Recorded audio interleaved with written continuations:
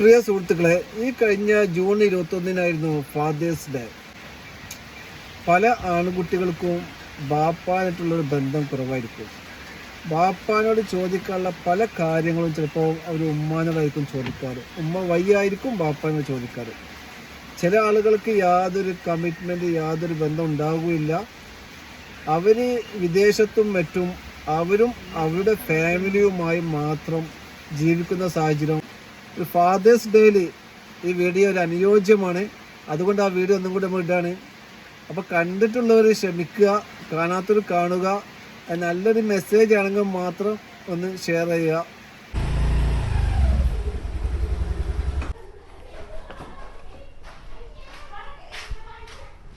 ഏട്ടാ,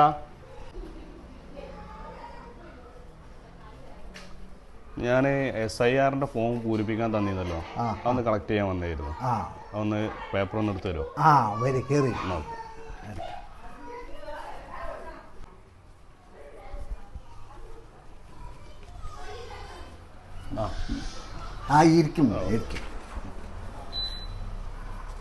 ഇത് എന്റേതാണ്. ഇത് നിങ്ങളതല്ലേ? ഓക്കെ. ഇത് ഭാര്യ. ഓക്കെ. അത് മോൻ്റെതാണ്. പക്ഷേ ഈ മോൻ്റെത് നിങ്ങൾ പൂരിപ്പിച്ചിട്ടില്ലല്ലോ ഫോം ഒന്നും?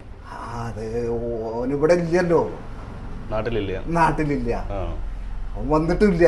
അവനെ വിളിച്ചിട്ട് വരുന്നില്ല എന്നാ പറയും. നമ്മള് ഇലക്ഷന്റെ ടൈമിലേക്ക് എത്തൂലേ? ഇലക്ഷന്റെ ടൈമിലേക്കെന്നല്ല, അവൻ ഈ തിരിച്ചു വരുന്നില്ല എന്നുള്ളതാണ്. അവിടെ സെറ്റിലായിരിക്കുന്നേ തന്നെ. അതിപ്പോ ഇതിന് മാത്രല്ല, ഭാര്യ സുഖമില്ലാതെ കിടക്കുകയാണല്ലോ. അപ്പോ അവളെ ഒന്ന് കാണാൻ വരെ ഓള് വരുന്നില്ല. ഇല്ല. അപ്പോ എന്താ ചെയ്യാ, പഠിപ്പിക്കാനൊക്കെ വിദേശത്ത് വെച്ച് പഠിപ്പിച്ചതല്ലേ. മോന്റെ കല്യാണൊക്കെ എങ്ങനെ അവിടെ തന്നെയാണ് കഴിഞ്ഞല്ലോ? അത് അവിടെ വെച്ച് കഴിഞ്ഞു. അതെ, അവിടുന്ന് അവനെ ഒരു കല്യാണമൊക്കെ കഴിച്ചിരിക്കുന്നു. നാട്ടിലേക്ക് തിരിച്ചു വരണില്ല? നാട്ടിക്ക് വരുന്നില്ല, കാരണം ഭാര്യ കിടക്കല്ലേ. അവനൊന്ന് കാണാൻ പോലും വരാൻ സമയമില്ല. നമ്മളെ ഉള്ള സമയത്ത് ഭക്ഷണം പോലും കഴിക്കാതെ ഉണ്ടാക്കിയിട്ട് അവരെ വേണ്ട രീതിയിൽ പഠിപ്പിക്കുകയൊക്കെ ചെയ്തു. അപ്പോൾ ഇപ്പോൾ ഓനൊന്ന് കാണാൻ പോലും വരാൻ പറ്റണില്ല. അന്ന് നമ്മളും കുറച്ച് അഹങ്കരിച്ചിരുന്നു, കാരണം ഉള്ള കയ്യിലുള്ളതൊക്കെ കൊടുത്തിട്ടാണല്ലോ ഇത് ചെയ്തത്. ഇപ്പോ പൈസ ഉണ്ടായിട്ടൊരു കാര്യമില്ല.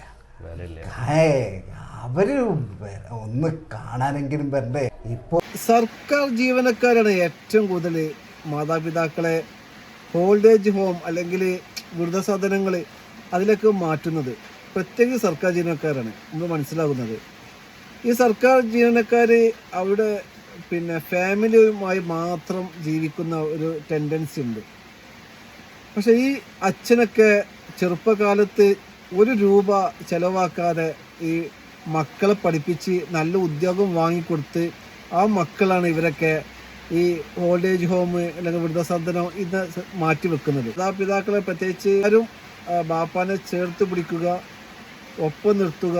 കാരണം കുറച്ച് കാലങ്ങൾ കഴിഞ്ഞാൽ നമുക്ക് ആയുസ്സുണ്ടെങ്കിൽ നമ്മളും ബാപ്പയാകും, ഉപ്പയാകും, അല്ലെങ്കിൽ ഫാദറാകും. ഈ ഒരു സ്റ്റേജിൽ നമ്മളും എത്തും. അപ്പോൾ നമ്മുടെ മക്കൾ നമ്മൾ എന്താണ് ചെയ്തിട്ടുള്ളത് അതിൻ്റെ 10 ഇരട്ടി നമ്മോട് ചോദിക്കും. നമ്മൾ ചെയ്തതിൻ്റെ കർമ്മഫലങ്ങളെല്ലാം നമ്മൾ അനുഭവിച്ചിട്ടേ നമ്മൾ ഇവിടുന്ന് പോകൂ. അതുകൊണ്ട് മാതാപിതാക്കളെ, പ്രത്യേകിച്ച് ബാപ്പാനെ, ഉമ്മാനെ, ആരായിക്കോട്ടെ, ഈ ഓൾഡ് ഹോമിലും ഈ വൃദ്ധസദനത്തിലൊക്കെ മാറ്റി വെക്കുന്ന ആകുന്ന ആളുകൾ മനസ്സിലാക്കുക, നമ്മളും ബാപ്പയാകും, നമുക്കും ഏജ് ആകും, നമുക്കും വരുമാനം വരാത്ത കാലഘട്ടം വരും, നമുക്ക് നടക്കാൻ പറ്റാത്ത കാലഘട്ടം വരും, നമുക്കും ഒരാളെ സഹായം തേടേണ്ട കാലഘട്ടം വരും. മനസ്സിലാക്കുക.